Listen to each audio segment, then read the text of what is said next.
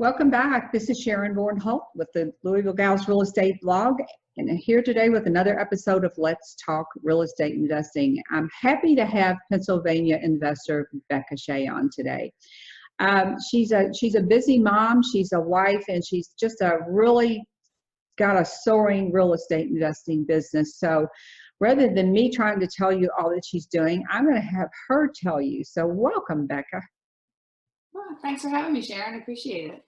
Why don't we start off and you can tell everybody a little bit about your background, because it's so interesting, the whole being in the Navy thing. I'm going, boy, that's really cool. Sure. So I grew up in Pennsylvania and I wanted to be a pilot, and the Navy has a lot of pilot slots. My dad was in the Navy, so I got an ROTC scholarship. And I went to school for engineering, also because an engineering degree helps give you a better chance of getting a pilot slot in the military. Mm-hmm.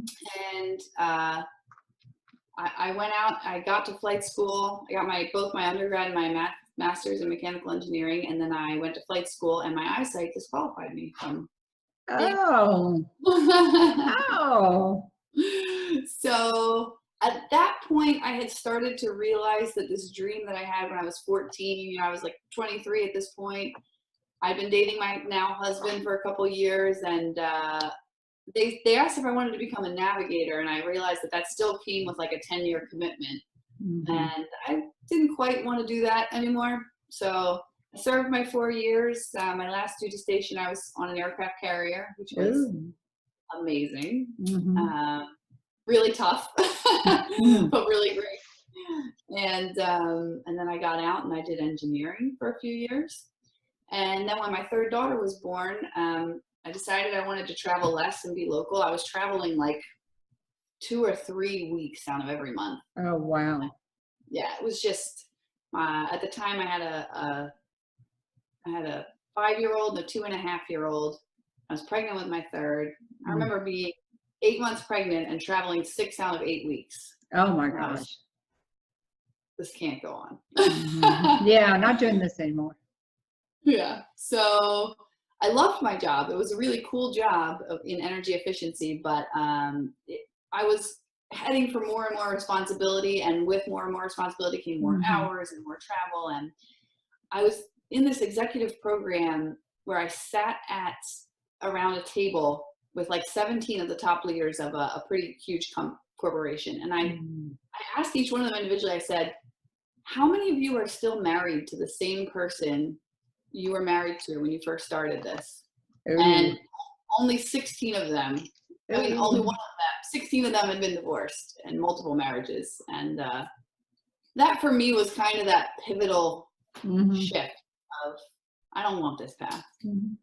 And it's an interesting question, because I wonder how many men ask themselves, would sit and do that very same evaluation. Maybe they would, but I'm not so sure.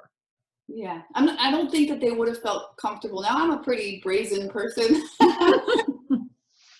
So I don't know if it's being a woman or just my personality, but I don't know that even if they thought that they would have asked that. Yeah. Well, we talked a little bit before the show about lifestyle, and I mean, I think all of that, if you look at your total happiness factor, for people like us, we need to work, but family is very important. And if I have to pick, I'm always going to pick family. Right. But I do think there's a way that you can do both, and I think real estate is the perfect way really to be able to do that. So I know that you have been scaling up. So I'm going to go back just a little bit to where you were. You started in 2013, is that correct? Mm-hmm. Yeah. So take me kind of like from 2013 to 2017. Sure. So when we started, my husband's also an engineer, and we were fortunate enough that because of where we were at, I didn't need to work. Mm-hmm. So we always talked about flipping houses, and I was like, that'd be really fun to do. And the side bonus was I basically just worked. Even my youngest, they were in daycare, but I could walk my oldest to school, walk the other ones to daycare. Yeah. Work like 4 to 6 hours, pick them all up around 2 or 3. And that to me was perfect. Like you said, I need to work. Yes. I'm just, you know, wired that way. And then I did that. The first year I rehabbed 3 houses. And the first one took a long time, learned a lot of lessons. And then the second 2 went pretty quickly. Mm-hmm. And then the second year I was like, well, I could do more. And I kind of got the knack of it. And I did 6 houses the second year. And then my husband said, this startup thing looks so fun. But I want to do it. And around that time, we were living in Florida at the time. We moved back to Pennsylvania, and my husband left his job. And so I said, okay, well, now I got to support us.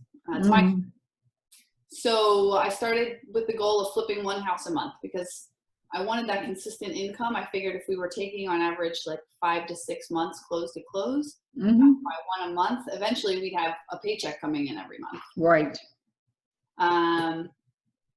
So that was last year, we set that goal. And I started at the beginning of the year, so we were able to sell 8 of those last year. And then this year, and we bought 2 rentals. So then, this is where it gets crazy. I decided to start my own marketing, which I hope we get to talk more about. And I started building out like a wholesaling team. And I joined a coaching group, a mentoring group, which really kind of put all the tools in front of me. And this year, last year I had a project manager working with me, like 20 hours a week. And I had a guy answering the phones. And this year we're going to close out the year with 39 deals. Wow. And, we have a team there's 6 of us total. So there's 5 people on the team. So that was actually my next question. So you have to, people think, well, I'm just going to go buy more houses or do more flips, but it's not that easy. You have to be, as you build the houses, you have to build the team. You have to have maybe a different software, then you have to add somebody else. So I've talked to a lot of people. I know we know a lot of the same people like Justin and Andy McFarland. And I'll talk to one person and he said, oh, the first person I hired was an acquisition manager. Well, of course, Andy McFarland says, oh, no, that was the last person I hired because I like doing that. Right. Yep. So it's kind of, I don't think there's any one right way to do it, but I have to say, in my mind, hiring an acquisition manager to help out and hiring somebody to help with marketing and maybe, like you said, you had a GC. There are certain key members that will allow you to grow faster and with less stress, I think. So tell me about what you did. Well, first off, even bringing anybody on board, I think investors were wired initially to just do our own thing, right? Now hold on really tight to that control. We're control freaks. And yes. Get it done right, or if it goes wrong, at least it's only our fault. And then also the idea of being responsible for somebody else's income terrified me. Man, I call them people you have to feed. Yeah, right. But I reached the point around having 4 or 5 houses going that there just wasn't enough of me to go around. I famously say that, like, I would miss paying people, not because I didn't have the money. I had plenty of money in my bank account. I just couldn't keep track of all the invoices I had to meet. So that was my first hire was, I just hired her as a runner. Like, can you go pay this bill? Can you go put this sign in that yard, that lock box on that house? And that made it super easy because when she first started, it was just 10 hours a week. And I thought, if I'm flipping 1 house a month and my target was $20,000 net profit, I can afford $200 a week or $800 a month to make my better. That was your first person then. Okay. Who was your next person? So I thought it was really interesting how you said Andy hired his acquisition manager last, and I do think we hold on to the things that we like the longest. Right. I don't like wholesaling. Yeah, it's work. It's a means to an end. Right. I do love marketing, but the first person I hired after that was someone to answer the phones because, like you and I talked about, having your life back. Yes. Rehabbing, I could say I'm only going to work during the day. But once you start sending out marketing, you're going to answer the phones anytime. So I hired a lead manager next, and then he was going on appointments for a while. Listen, you called him a lead manager. Okay. So he was doing lead and acquisitions. Mm-hmm. And I think that's a pretty common way that a lot of people start. Right. And then I eventually hired an admin, because I think when we ended last year, we had about 6 or 7 different deals in different stages of transaction. And so I hired an admin just to come in and keep the office clean and keep stuff filed. Again, just, maybe 10 hours a week. Someone to just help keep things tidy. And that was how we ended 2016. Then coming into 2017, I had started doing marketing and getting some traction, and I was like, oh, this works. Oh, guess what? Imagine that. The phone is actually working. So I had a part-time transaction coordinator and a pretty much full-time lead manager. And then I hired an acquisitions person. And that was like the next natural hire. So then I was overseeing both the wholesale disposition side, selling to other investors, and our rehabs from a high level where we at. And then, so that's 4 people. And then the 5th person is, I just recently, maybe halfway through the year, we hired a dispositions person to help network with investors. Okay, so exactly what does that person do? So his job currently is, when we get a contract in, so lead manager takes the call, sets the appointment, acquisitions guy goes on the appointment. If he gets the contract, he puts it into our CRM. We use Investor Fuse, and tags the dispositions guy. And then the dispositions guy puts out all the marketing for it. So he looks at what our exit strategies are. If we keep for the sale of your rehab, then right, your rental, or we could keep it internally as a rehab, or we could wholesale it. So okay, so once you make the decision what you're going to do with it, then he carries that process or that plan forward for you. Exactly. Yeah, you got that set up really well, I would say, because you've kind of covered where all the balls can fall, or things can fall through the cracks. Yeah, it's a work in progress. Yeah. Like yesterday, we just sat down. Literally yesterday, I sat down with my acquisitions, my transaction coordinator, and my dispositions, and I said, all right, day 1, you got the contract. What happens? Day 2, you got, okay, transaction coordinator, what do you do? Okay, now dispositions has it. Do we make a go, no go? So we try not to put houses under contract unless we know it's something we would buy. And then we generally push everything out to our investor list. And if we can wholesale it, great. If not, then we start deciding what our other options are. Well, wholesaling, like you said, I think there's a place in any business for wholesaling if you've got somebody to help with it. You burn out as a wholesaler. When I started wholesaling in 2008, it was because, well, I'd been in business for 10 years and I'd never wholesaled a single house, because my plan was to rehab and buy and hold. But your goals change, your interests change, and then when the market changed, that was when they were going to sit on the market for 9 months or a year after they were finished. And I'm thinking, I'm not doing that. You're still paying that cost for your money. And that was when I first wholesaled. I just called up somebody and said, hey, I've got a great house. Do you want it? And they went, well, yeah. And I thought, well, that was easy. But I had 10 years, but I was great at marketing, and I had 10 years in the business. So all I literally had to do was understand my buyers and call them up. And so after a time, then I outsourced somebody going to look at them. So it's a means to an end, like you said. So I tell people, you can take that money, you can put it in the bank for when a rehab goes awry, or you've got some big expense that you took out the wall and then you found that, that conversation, and then I found, or you can pay off your rentals. So I think just casting, from my viewpoint, casting a broader marketing net, even if maybe if it's a good area, other people invest in, but maybe it's not your area, you can still make money that way.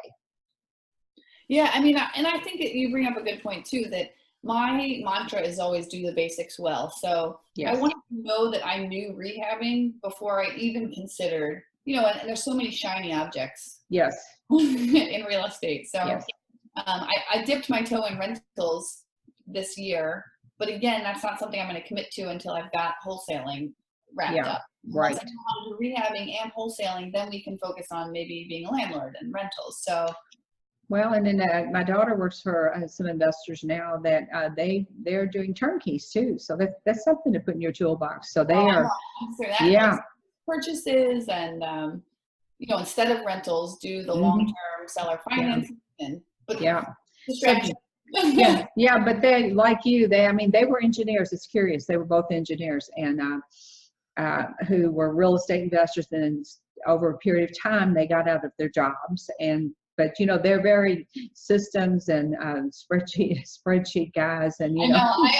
it's like I'm telling them. I said I have to kill myself. I love the data that comes from spreadsheets, but just send it over. I don't actually want to do it because it's like, and they're like, oh, well, no, here, and we can do this and this. And I'm glad you can do that. Just send me the data. I don't want to do that. I want to go create a pretty graphic or something. So, but it's just, I think it's funny. My daughter and I were just having this conversation because she's been she worked with me for 17 years in my first business. She came right out of college and went to work in a small business. So she's like an entrepreneur, small business minded person.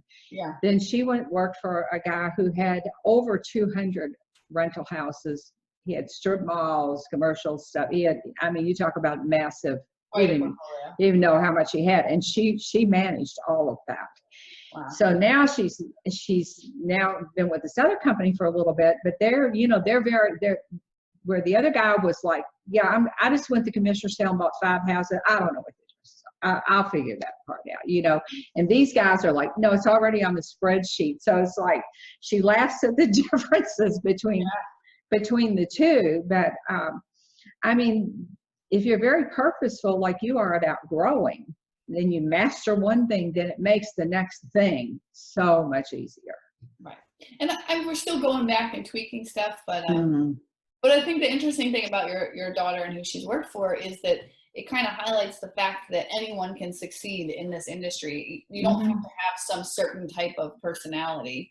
Well, no, and her first boss is 81. We said he will die either in his car in front of a house or at the commissioner's sale. Because he works from sun up till 10 at night, but he can't help himself. He loves it. Right? He is like some woman buys shoes, he buys houses.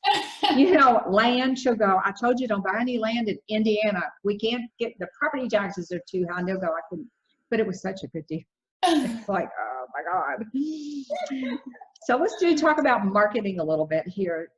Now, let me backtrack just a bit. So next year, what's your goal for next year? Do you have what's your? I am so excited about this because like a dog with a bone this weekend. I could not let it go. And we just talked about it yesterday in our meeting. So the past 3 months, we've really ramped up. The first I would say the first 6 to 8 months of the year, we're building out this foundation, getting the right people on board, tweaking the marketing. But in the past 12 weeks, we have pulled in 24 contracts. Wow, 12 weeks. So that's like 2 a week.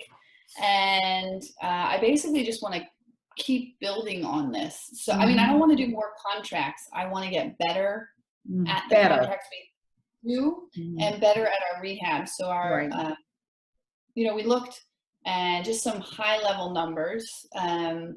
Marketing this year, because I think mainly because I was ramping up on my marketing, we averaged about $5,000 per contract for ones that I could trace back to, it came from this piece of marketing. If you look at all our deals, I had a bunch of auctions and referrals and stuff. We spent maybe $3,000 per contract for all those 39 deals. And we were able to profit around 12 on the wholesale fees. And we run about 23, we average about 23 on our rehabs. So I want to continue with that 2 a week theme, but then try and bump the wholesale fees up to 15,000, get our marketing costs down to around 2. So the spread is bigger, and then get our rehab profits up to around 40. So if we do that, that's like 120 deals next year. Crazy. That's like a lot. That's a lot of deals. I know. So we'll see. We'll see. Well, okay, so you remember this now. You call it next year in December. We'll have another meeting, and we're going to talk about all this because this is stuff that people cannot envision this. You know, so to hear it from somebody that, yep, I went from doing 3 deals one year, and 4 years later I did this. That's really gives people hope, and that's really exciting. So you said before you were, you said I'm doing marketing now. What does that mean? So prior to June of last year, I was getting all my deals through MLS, through auctions, online auctions, not really share of sales. Around here, I feel like people pay way too much at the share of sales. And that was it. That was how I was finding my deals. And I was spending a ton of time just trying to find the next deal. So I started off last June by sending out 5,000 postcards to equity, like 60% or above equity, pulled it from listsource. I started doing pay-per-click around end of November, and also inheritance, buying like the inheritance lists. So how's the pay-per-click working for you? So probably too soon. Yeah, we've been in it for a year, and when we first started, after like 3 to 4 months in, I started, and other investors I knew said, you got to give it 6 months. And 3 months in, I didn't have a deal, and I think I'd spent like $7,000 at that point. And I was like, this stinks. But I sat down and went through every lead we had gotten, and we were getting about 25 leads every month. And I realized that within those 25 leads, if I had a stronger acquisitions person, we should have had at least 1 or 2 contracts. Right. So then I realized it wasn't the marketing, it was the sales piece of it. I think on average, we are spending around $4,000 per contract when I look at it over the whole year. So, but those contracts tend to be a little bit juicier. So those are like the $12,000, $13,000 contracts when we wholesale them. So what about website leads? I don't do any SEO, and that's on my January goals, is to start SEO. And I know that's a longer term play too. You got to give that time to build. But we do have like lead propeller sites, right? Sell Your PA House, and we get maybe a handful of leads from that every month. I think we've converted that to like 2 contracts this year, which the websites cost me $50 for I think 3 sites. So yeah.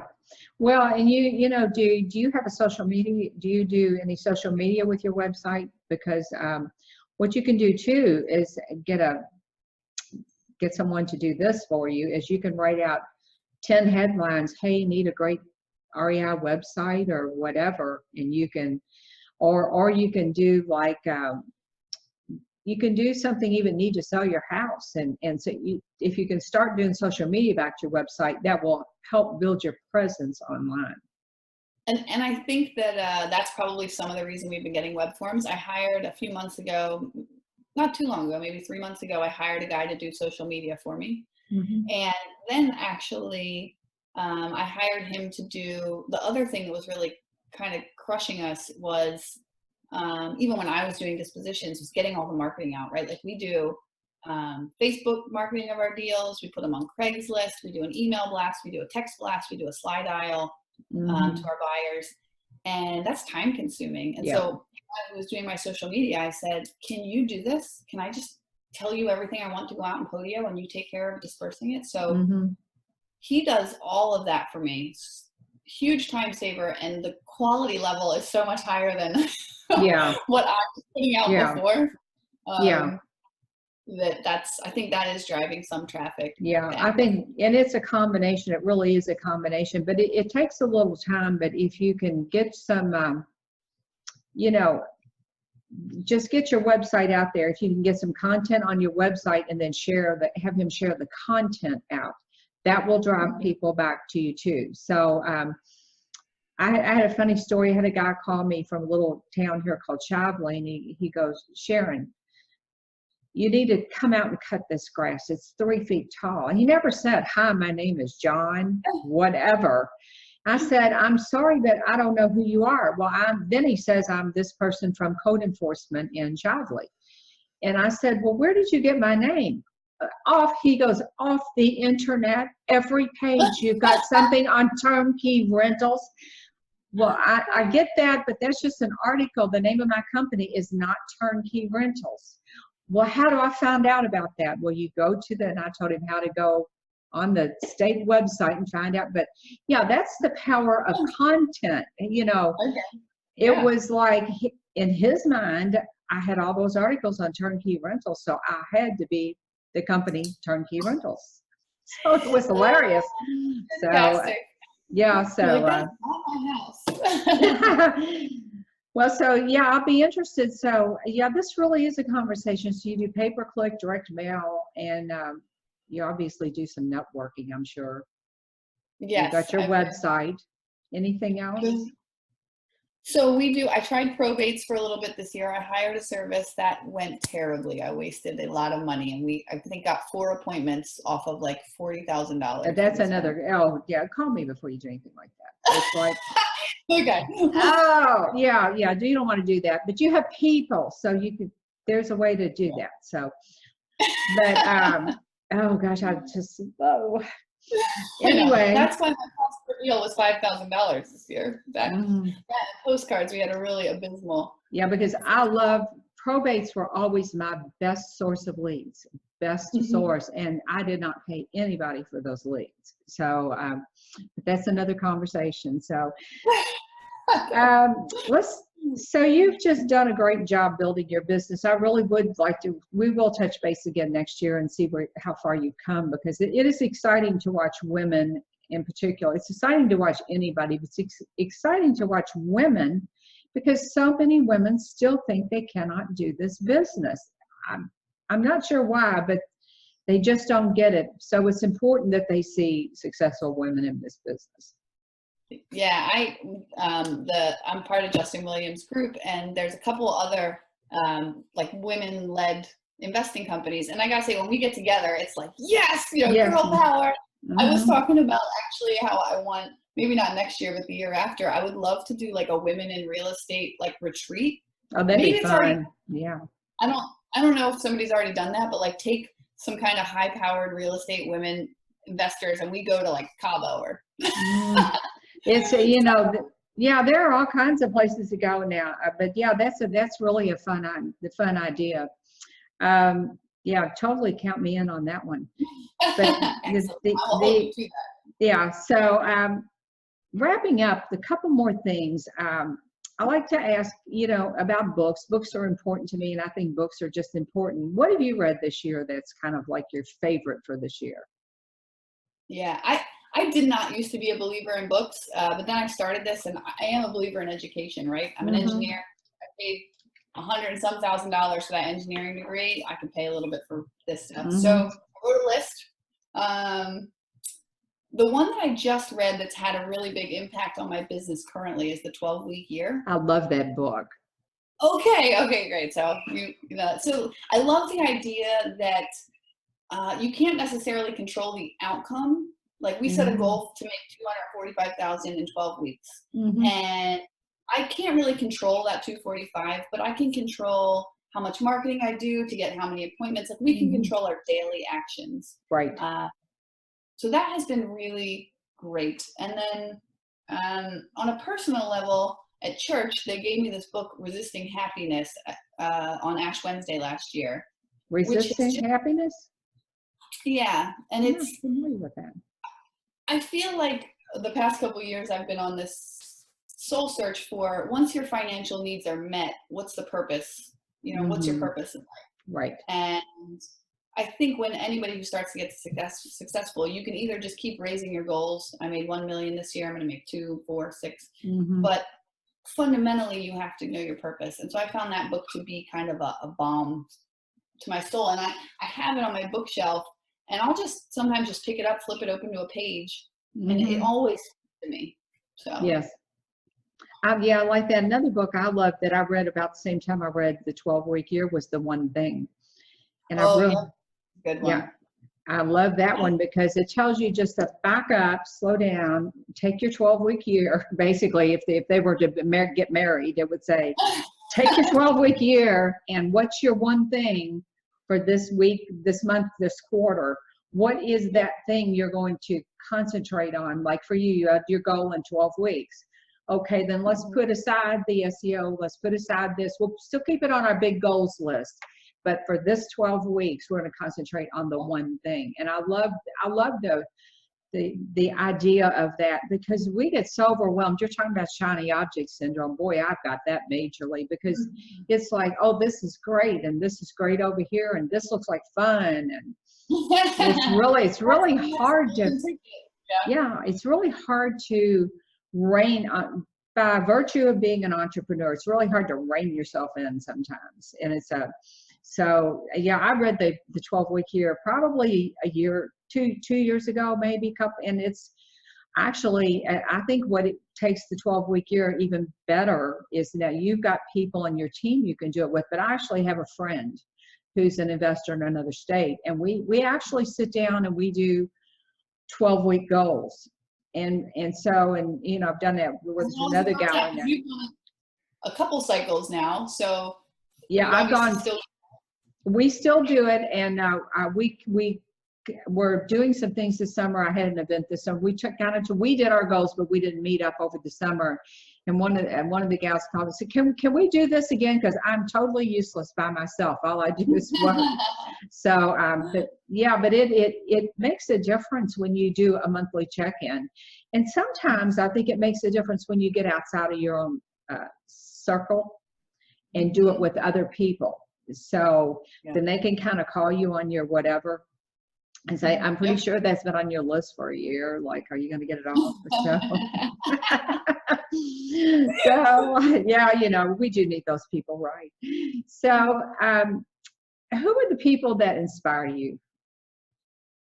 That's a good one.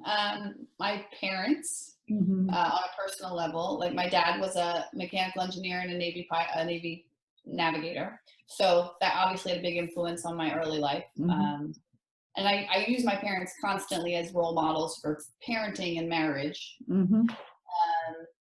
And then in the real estate world, Andy McFarland for wholesaling, Bill Allen, he was actually my roommate in flight school. Oh. He's the one who got me into this state of things. That's funny. Yeah. And I don't know, Pope Francis for being a better person. So. Well, I think it's important to recognize those people, and you know, for when we have parents who are entrepreneurs or that did things like my dad was wanted to be a pilot, and he failed the eye exam too, and so he was a navigator, and he was a bombardier and navigator sometimes in World War II. So he always talked about that. That was his dream. So he did go the course. Well, there was a war, so he kind of had to do the course. But your parents, I think, good or bad, they influence the course of your life. I mean, some people I know that haven't gotten the luck of the draw, haven't been so lucky as to have parents they could look up to.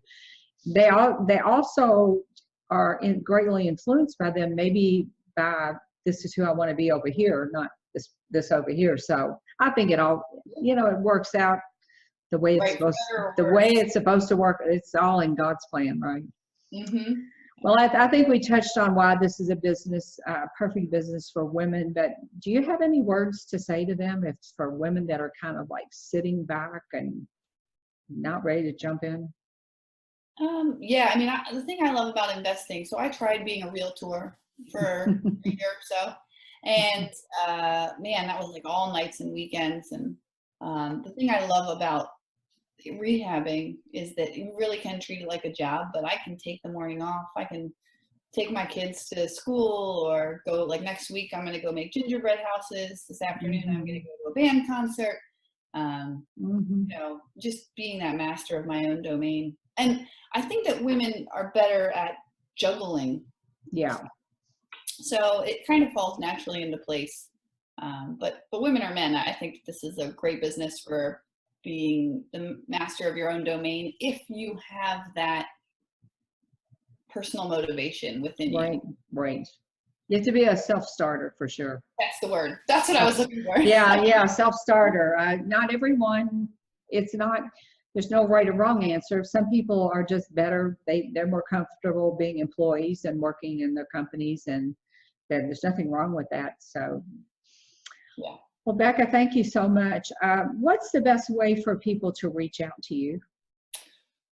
So my email address is Beka, Beka, at sellyourpahouse.com. And you can find me on Facebook.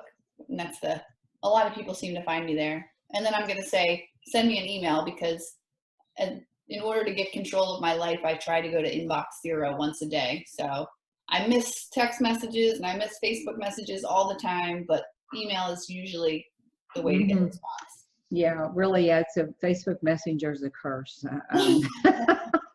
It's a curse. Well, thanks, Beka. And that's it for today, folks. This is Sharon Vornholt, and I'll be back soon with another episode of Let's Talk Real Estate Investing.